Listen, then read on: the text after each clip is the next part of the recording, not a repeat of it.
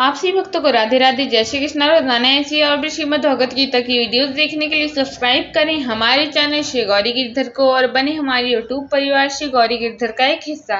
यदि आप सभी ने पहले से ही चैनल को सब्सक्राइब करके हमारे परिवार का हिस्सा बन चुके हैं तो इसके लिए आप सभी का बहुत बहुत दिल से धन्यवाद और आभार। और यदि आप सभी चैनल पे पहली बार आ रहे हैं या आप सभी इससे पहले भी कई बार आ चुके हैं लेकिन वीडियोस को देख के चले जाते हैं, तो मेरा आपसे यही विनम्र निवेदन है कि समय को सोचने में व्यर्थ बिल्कुल भी ना करें और इसी समय चैनल को सब्सक्राइब करके बने हमारे यूट्यूब परिवार श्री गौरी गिरधर का एक हिस्सा, क्योंकि आगे भी इस चैनल पे आपको ऐसी ही बहुत सारी अच्छी अच्छी भगवान से जुड़ी बातें जानने वाली वीडियोस को और इन्फॉर्मेटिव वीडियोस देखने मिलने वाली हैं।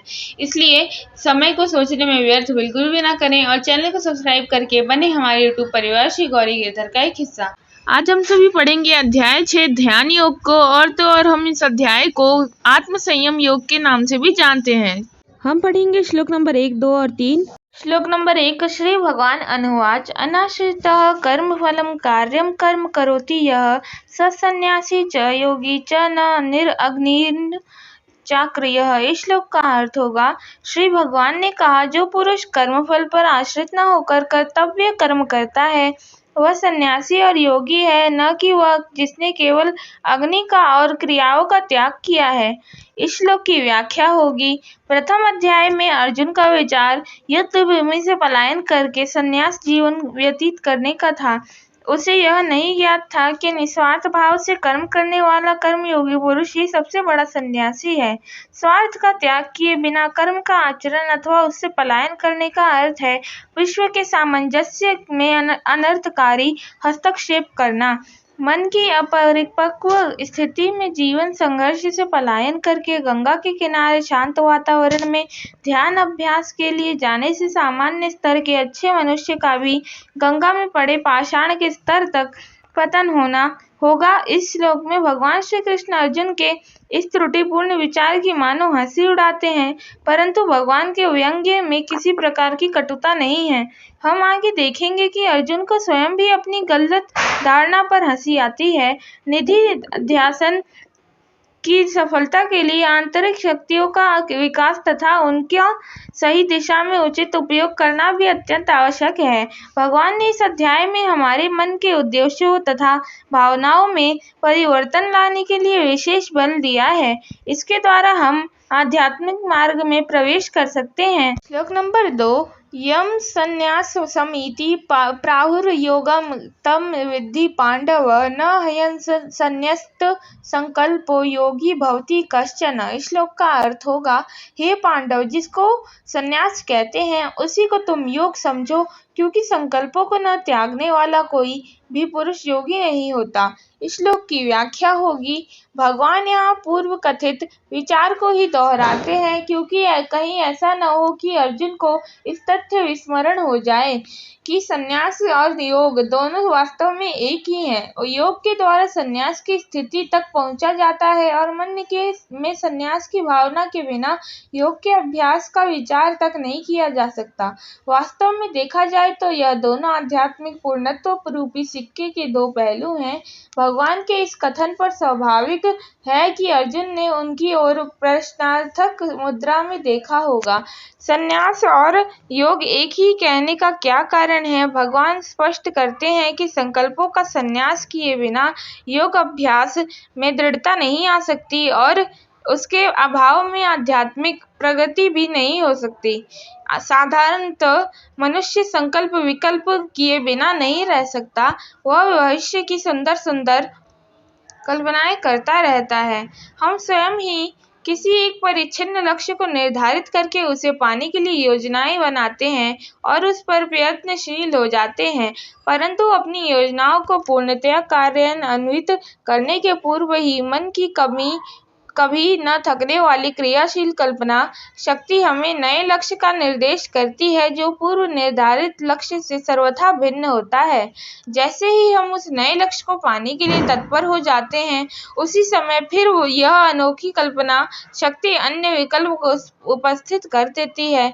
इस प्रकार प्रत्येक समय हमारा लक्ष्य तब तक ही निश्चित रहता है जब तक उसे पाने के लिए हम प्रयत्न आरंभ नहीं कर देते। यात्रा प्रारंभ हुई कि गंतव्य विलुप्त। संक्षेप में विडंबना यह है कि जब हमारे समक्ष लक्ष्य होता है तब प्रयत्न का आरंभ नहीं, और जैसे ही हम प्रयत्नशील होते हैं तो सामने कोई लक्ष्य ही नहीं दिखाई देता। हमारे अंतःकरण में जो सूक्ष्म शक्ति इस उन्मत्त स्वभाव को जन्म देती है वह है निरंकुश संकल्प शक्ति।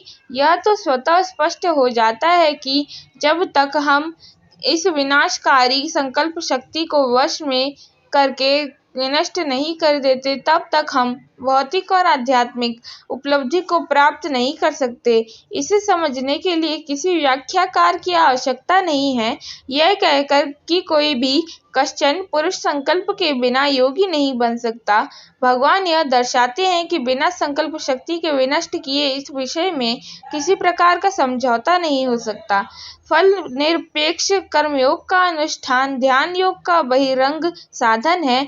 अतः उसकी प्रशंसा करने के पश्चात अब भगवान यह बताते हैं कि किस प्रकार कर्म योग ध्यान का साधन है। नंबर 3 आरुरुक्षोर मुनेर योगम कर्म कारण मुच्यते योगारूढ़स्य तस्यैव शमः कारण मुच्यते। इस श्लोक का अर्थ होगा, योग में आरूढ़ होने की इच्छा वाले मुनि के लिए कर्म करना ही हेतु साधन कहा है, और योगारूढ़ हो जाने पर उसी पुरुष के लिए शम को शांति संकल्प संन्यास साधन कहा गया है।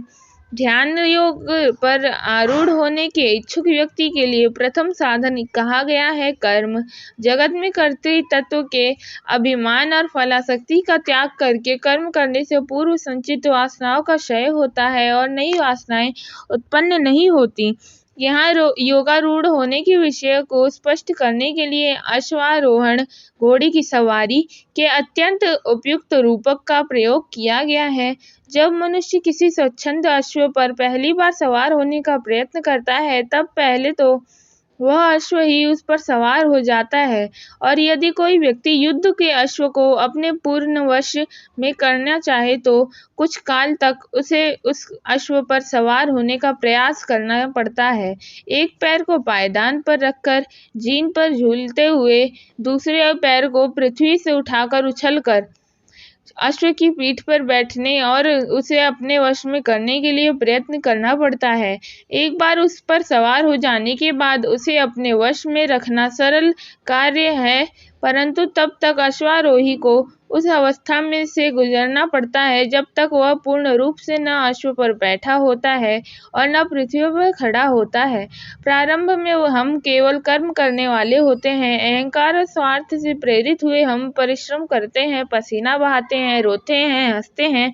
जब व्यक्ति इस प्रकार के कर्मों से थक जाता है तब वह मनोरूप अश्व पर आरूढ़ होना चाहता है। ऐसे ही व्यक्ति को कहते हैं आरुरुक्ष, आरूढ़ होने की इच्छा वाला। वह पुरुष कर्म तो पूर्व के समान ही करता है, परंतु अहंकार और स्वार्थ को त्याग कर यक्ष भावना से किए गए कर्म वासनाओं को नष्ट करके अंतःकरण को शुद्ध एवं सुसंगठित करते देते हैं। ऐसे शुद्ध अंतःकरण वाले साधक को शनैः शनैः यानी धीरे धीरे कर्म में निवृत्त होकर ध्यान का अभ्यास अधिक करना चाहिए। जब वह मन पर विजय प्राप्त करके उसे प्रवृत्तियों को अपने वश में कर लेता है तब वह योगारूढ़ कहा जाता है।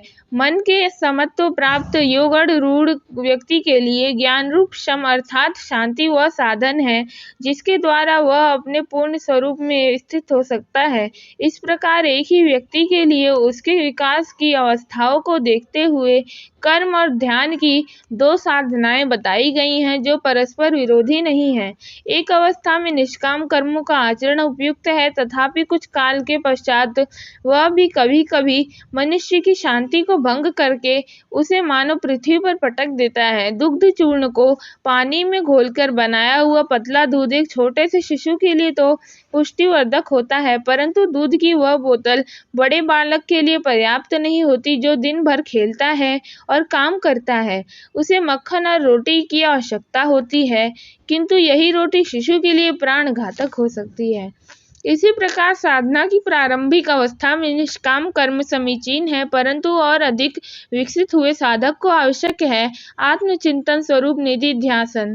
पहले अहंकार रहित कर्म साधन है और तत्पश्चात आत्म स्वरूप का ध्यान। इस ध्यान अभ्यास की आवश्यकता तब तक होती है जब तक साधन निश्चयात्मक रूप से यह अनुभव न कर ले कि शुद्ध आत्मा ही पारमार्थिक सत्य वस्तु है, न कि अहंकार, तत्पश्चात वह कर्म करे अथवा न करे, उसे इस ज्ञान की विस्मृति नहीं होती। इस प्रकार आत्म उन्नति के मार्ग में कर्मों का एक निश्चित स्थान होना सिद्ध होता है और उसी प्रकार इसका उपदेश देने वाले मनीषियों की बुद्धिमत्ता भी प्रमाणित होती है।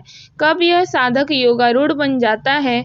उत्तर है आप सभी भक्तों को राधे राधे, जय श्री कृष्ण। वीडियो अच्छी लगे तो चैनल को लाइक, शेयर एंड सब्सक्राइब जरूर करें और कमेंट में राधे राधे लिखना बिल्कुल भी ना भूलें। मिलते हैं अगली वीडियो में, तब तक के लिए राधे राधे, जय श्री कृष्ण, जय बिहारी जी की।